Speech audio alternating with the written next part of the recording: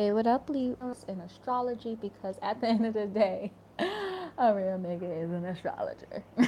I definitely do tarot. The only tarot spreads I do really, I have this tarot spread that it's not really a spread, but a tarot reading style that I created that works for me.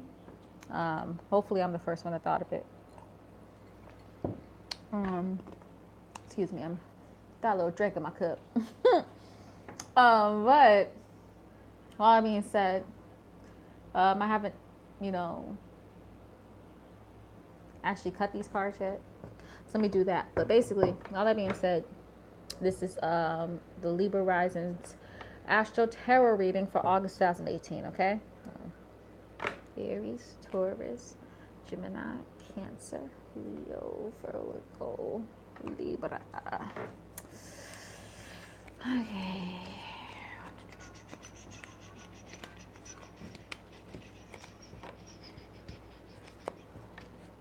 Okay. Um, Let me think. Should I pick from the bottom or the top? Okay, the overall reading, I'm going to pick. Okay, wait.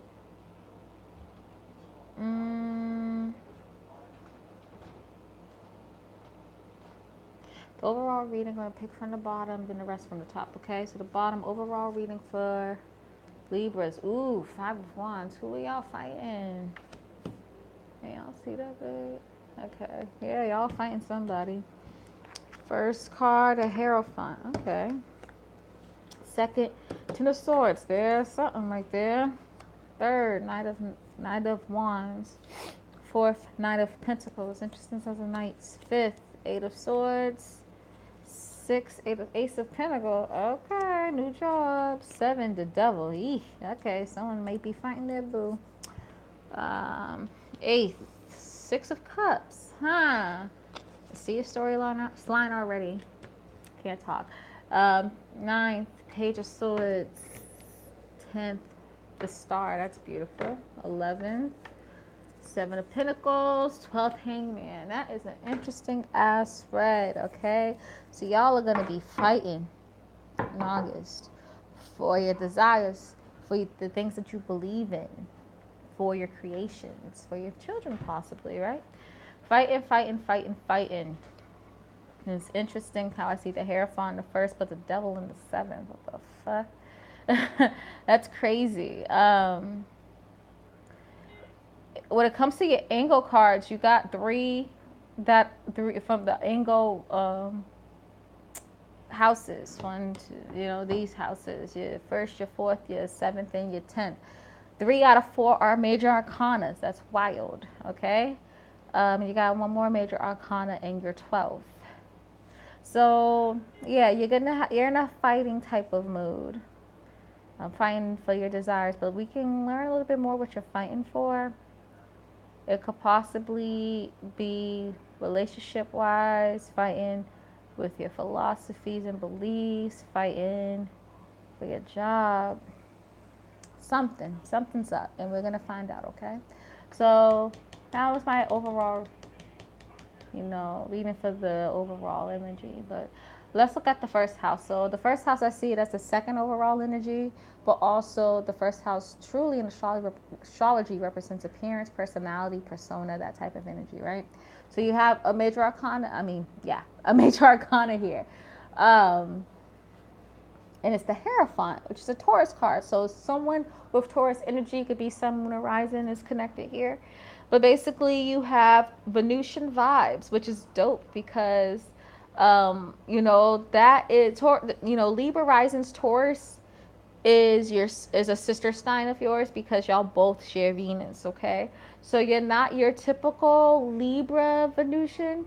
You are more of a practical, more self-worth, self-building instead of partnership type of Venusian person. All right, so you're kind of getting well into your own, understanding your own self-worth. But the interesting thing about the Hierophant, even though it's a Taurus card, it is deeply connected with partnerships. So you are focused on partnerships. You look like you are focused on it too. People are seeing that you're focused on it. And if obviously you have things to focus on since you have the devil card in the seventh house.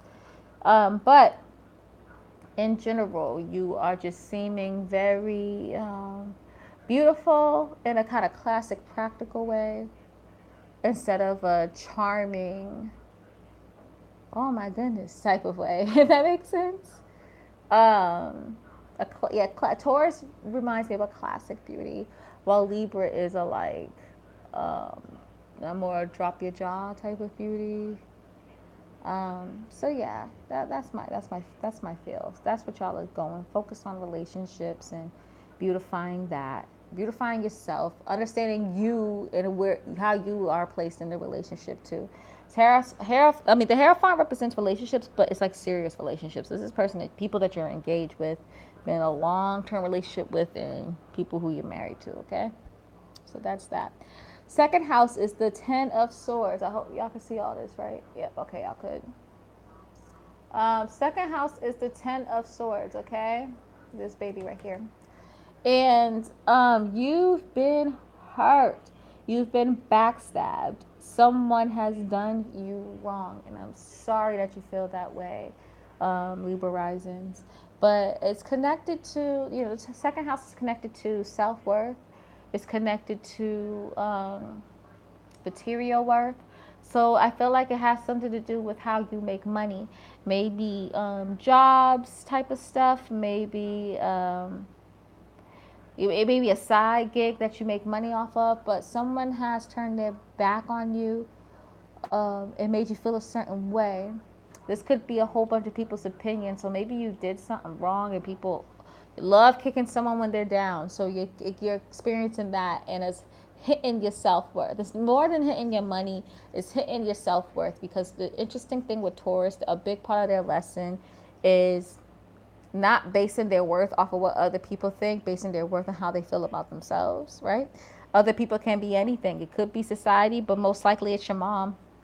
Taurus have mommy issues.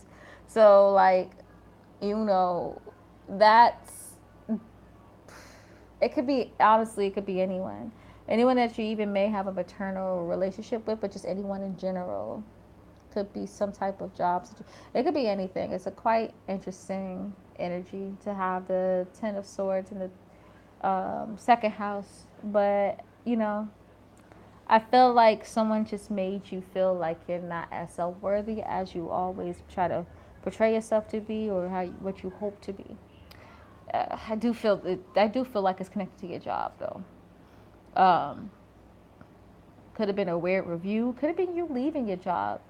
This is like the Ten of Swords. It's the end of it. So you're done with the pain. You know what I mean? You're done feeling like shit. You're done people acting as if you're not as worthy. So you're realizing, even though you feel like you're not, your self worth's off, like you're done with feeling that way, and so you're doing what you have to do to go.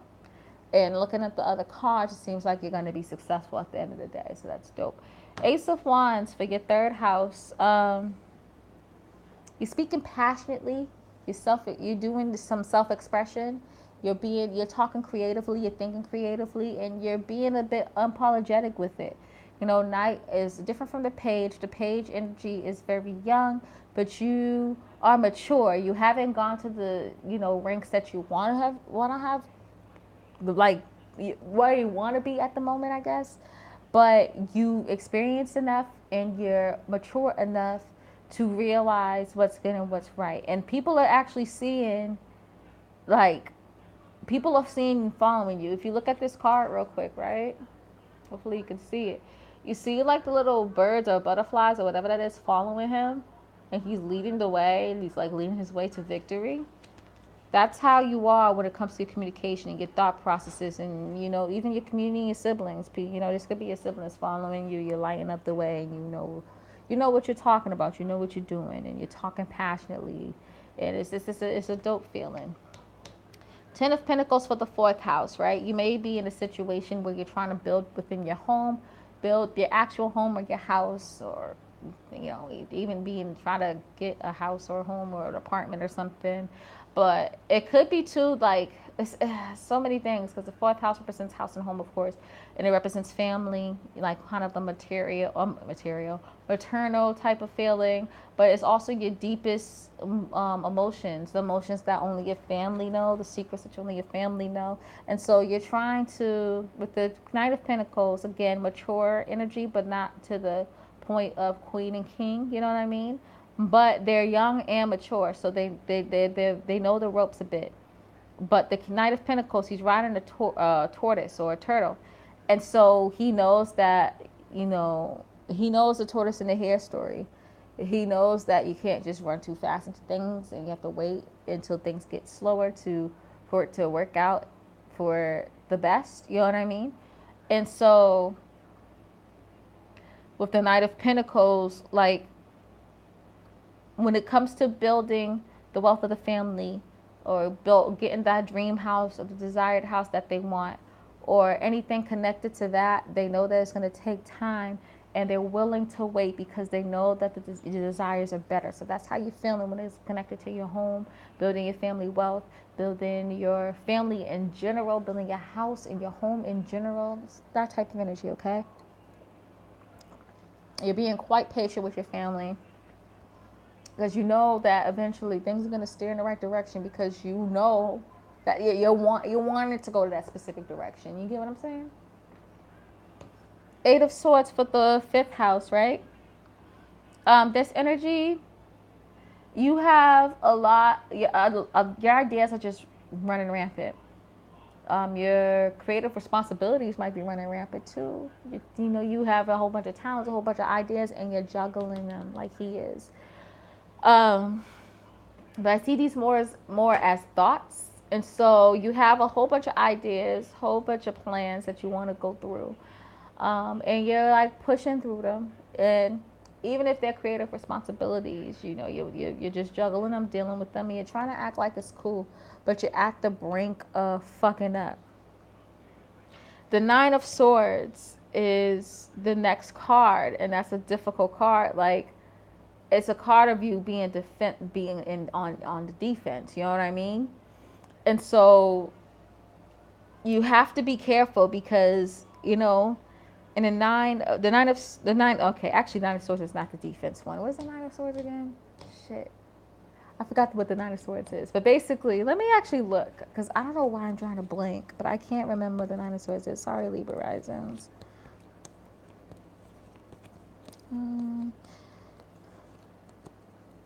I think I'm confusing it with the Nine of Wands. Hopefully y'all don't think I'm not getting on any of you guys' nerves right this, because I really want to make sure I get this right. I'm drawing a blank what the Nine of Swords look like. But Jimmy. Okay. Nine of Swords, like, is the next card after the Eight of Swords, and is you stressing out in your bed, having nightmares. So I should have known that. Sorry, y'all. So it is you having nightmares because your thoughts are driving you crazy. Responsibilities are driving you crazy. You don't want to get to that point, because it's, your fifth house is your fun house, your creative house, your talent house, your hobby house, your children house. You don't want to have nightmares over these things. So be careful, delegate, or just plan things out and take your time with it, okay? Sixth house, Ace of Pentacles. I feel like you're getting a new job opportunity, a new opportunity to make money. So you've been crying. You probably moved away from this situation. When I do the extended reading, I wouldn't be surprised if I see the Eight of Cups. But we'll see if it happens or not. But I feel like you're getting a new opportunity to make money, new job opportunity. A new opportunity, too, to monetize on your everyday task. That not necessarily connected to everyday work that you do, the typical work that you do. So keep your eyes open on that. The Devil card is the seventh house energy, okay? So I see these as two things. The relationship that you're in, whether it's platonic or romantic or business, the person may be tempting you to do certain things that you're not agreeing with. be yourself. And I love that you're being yourself again, because Taurus is all about self-worth, right? Or that's their lesson, and it's in your first house. So you're realizing that you need to be yourself. But this is still bothering you because this is the person you're in a relationship with, the person that you care for, right? And they're trying to push you into something that you're not really interested in. You feel like it will be bad for you personally. It may not be bad in general, but it's bad for you specifically. So just go with me, listen to yourself, okay? Um, but I also see too that like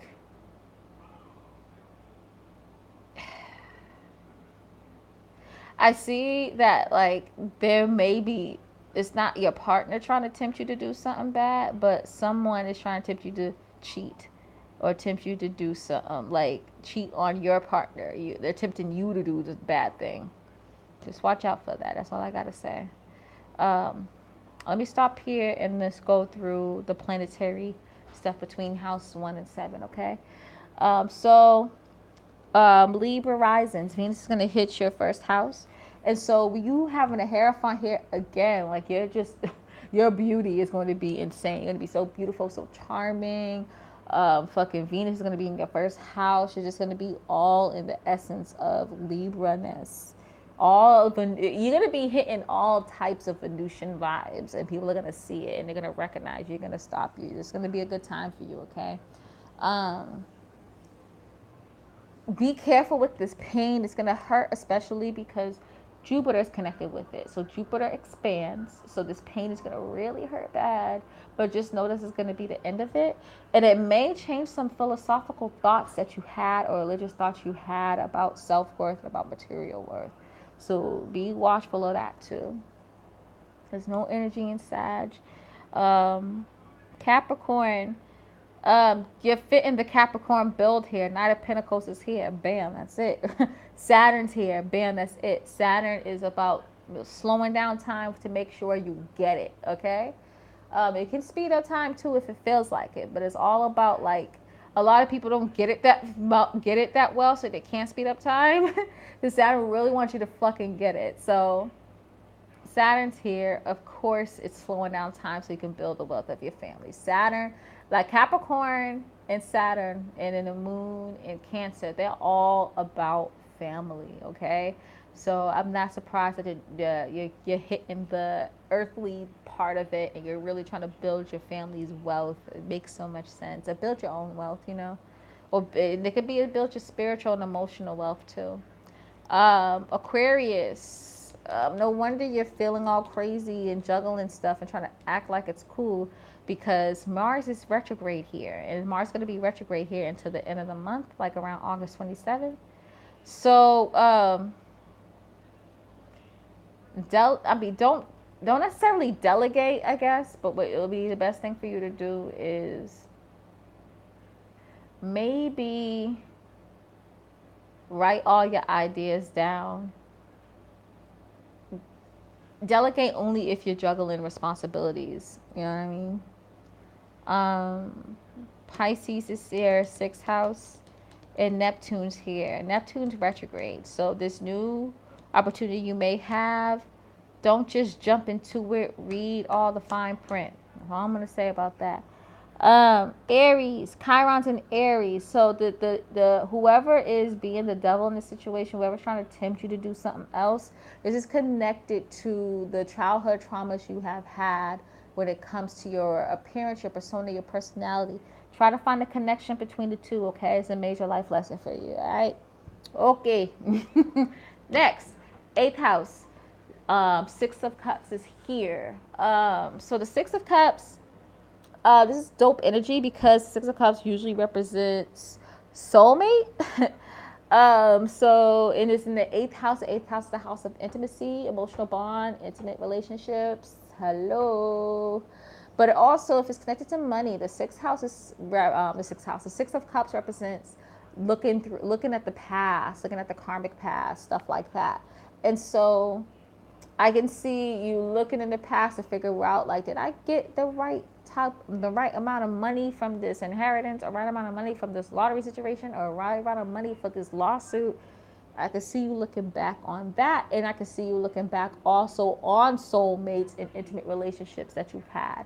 So This is also connected with the seventh house. Of course, seventh house is the house of relationships. So you know this person's your soulmate. They're steering you wrong, but you just want to do you. Just go from within with that whole situation, okay? All right. And this is Taurus energy, which is interesting because Uranus is in here. So like I can't talk. I don't know what is up with me. Freaking Mercury retrograde has me talking crazy with all these readings. But anyways, um, Uranus may not. Okay, this is either two things. If you're single, this is excuse me. This means that your soulmate's gonna randomly pop up, and they may not seem like the person you may be interested in, but hold on to your love. Ooh. Hold on to your love. Yeah, do that, okay? But if you are in a relationship, it's saying like, yeah, this is your soulmate, possibly your life partner. Wait it out, okay? Regardless, you have to hold on to your love. Ooh. Okay? Page of Swords. Yeah, reminding me, you're giving me like evangelist vibes, okay? Where you have your beliefs, hunty, and you're fighting for them. Like you're going through this weird thing where you feel like you have to fight for your beliefs, fight for your religious thoughts, fight for that type of energy. And I'm like, chill, dude. It's alright. Like everyone could believe whatever. um, but you're like whatever those beliefs are, like you're just charging ahead and ready to like cut at somebody. And you know you have the smarts, you have the knowledge, but you're acting immature with the knowledge. So be watchful of that. And also be watchful for foreign travel opportunities. You might jump too quick at them for the positive or the negative, okay? But this is dope. You got the star card for your 10th house. Say what's up, yo. Say what's up. Say what's up. Okay. Star card, your 10th house. So something's going to pop off for your career where an angel's going to literally bless you for your career, for your reputation, for your status, something. You know, like you're going to get a blessing from an angel, okay? Just be watchful of that. And it's dope. So it's kind of showing me with your 6th house having the Ace of Pentacles. It shows me that like whatever this opportunity is, yes, read the fine print to make, just so you can negotiate whatever you got to negotiate. But this is going to be the thing that takes you places. You know what I mean? It's a true blessing. Huh? Are you outside? Okay. Just hold on, guys. I'm sorry.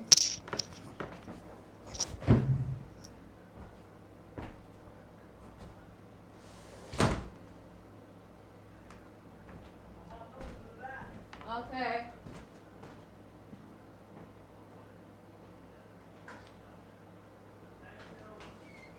Still recording. Oh. Sorry, guys. So, 7th house. 7th house. 11th house is the 7 of Pentacles here. So, what I see is pretty simple. You're growing friends. You're getting into a situation where you're taking a step further and a step further with friends. You're growing with friends. You're showing. Hold on one second. Okay, great. So you're showing different. You're kind of getting to next step with different friends, and you might be bringing acquaintanceships to friends to like family. You know what I mean? But you're kind of like building a sort of like a process with your friends, and you're pushing them up a level if you feel like they're deserving enough. And they may be pushing you, doing the same thing to you, and it's like you're getting the quirks from it. Quirks? That's not the right word. I don't know, but you're getting like rewards from it. That's what Tracy's trying to say. And this card's weird, man. Hangman for the 12th house is strange. Wow, I can't really freaking pick up the card. This is sweet. Okay, Hangman for the 12th house is strange as fuck. It's very 12th house energy when you really think about it, just in limbo, very Neptune, just kind of hanging out like, yep, I'm upside down, whatever. So you may be kind of in a spiritual frenzy where you're kind of stuck in a certain situation and you really can't, you know, move forward in the way that you want to spiritually, or move forward in a way that you want to when it comes to, you moving forward on how you sabotage yourself. Is this a time for you to reflect? All right, just know that and realize that it's okay to have a time where you chill out and reflect. This is Libra. Leo's in here. So you have gone through an eclipse. You're going through a Mercury retrograde. This is a time for you to like sit back and reflect on the quick and fast situations that you're going through, the huge transformation that you're going through. So chill out, okay? With that being said, let's go through the planetary situations here. So this is Aries. I talked about Taurus. Gemini, nothing's Gemini. Nothing's in Cancer. Leo. Oh, I'm sorry. Leo's here. This is Virgo. I'm sorry. Venus is in Virgo. So I just said all that stuff for Virgo. Okay, sorry. Okay, so that's cool. Like that means you're having a transformation when it's connected to your friends. So which that makes sense in that card because again you're building step by step, going step by step, and kind of have a more procedural transformation instead of a like bam transformation, which is probably the best way. It's easy for you to kind of push through and understand what's happening each step of the way. But with Virgo in your 12th, I mean Venus was there in the beginning. So you may have like gotten to a situation where you're like close to your desires, but now you're like stuck and waiting in limbo, and it's like you're waiting for divine timing to get the desires that you want. All right. But overall, though, looking at this reading, it seems like the things that you're fighting mostly is stuff with your job and how you make money, but it seems like you're going to come out glorious at the end. You're probably fighting more with like creative differences or trying to express yourself and people are hating on it. And then like definitely fighting with a soulmate, someone that you have a close connection with. And then you're also fighting your philosophical beliefs. And it's probably why you're fighting your soulmate too. That's what I'm seeing here, okay? But anyways, guys, know that I'm doing a Leo season for Leo suns only to do a, I could do a solar return chart for you. For 40% off for Leo suns only, and I'm going to know you're a Leo sun because I need your birth date to know how to do your solar return chart, right? So you get 40% off of the reading. The reading's typically $120 for solar return readings, which is fairly cheap. So I'm cutting it almost in half, almost. So like you're getting a good ass deal for a solar return that's very in depth. Like mine's are very in depth, but they're hours long. I'm going like point by point. All right, so 40% off, dude. Take advantage of that. Also, I'm going to do an extended reading on these cards. So I'm adding an extra card here to see if it can clarify a little bit more. If you're interested, go follow me on Patreon. Patreon.com/AstroDim. Again, Patreon.com/AstroDim. AstroDim is spelled ASTRODIM. Okay? Also, I have an Etsy shop. It's etsy.com/shop/astrodim, where I do other astrological readings, straight up astrology. The only tarot I do is this Astro tarot spread. So if you're interested in a personal spread, I can do that for you. But if you're interested in other astrological reports, check it out. You might see something that you're interested in. And my readings are cheap as fuck compared to some other astrologers who will do as much as I do in astrology, okay? So definitely check that out. Also, my podcast is my Bed and Astrology is on most podcast platforms, including Spotify, including Spotify, including fucking iTunes and all them other shits, okay? All right, so I'm about to do this freaking extended reading on Patreon. I'm going to post it up probably later on today or maybe early tomorrow. So yeah, go ahead, check me out on Patreon, and please just support the kid. I really would appreciate it. I'm doing a lot of work. These readings are long. It takes a lot of time, and I would love some support. I really would. Okay. Much love to y'all. Peace.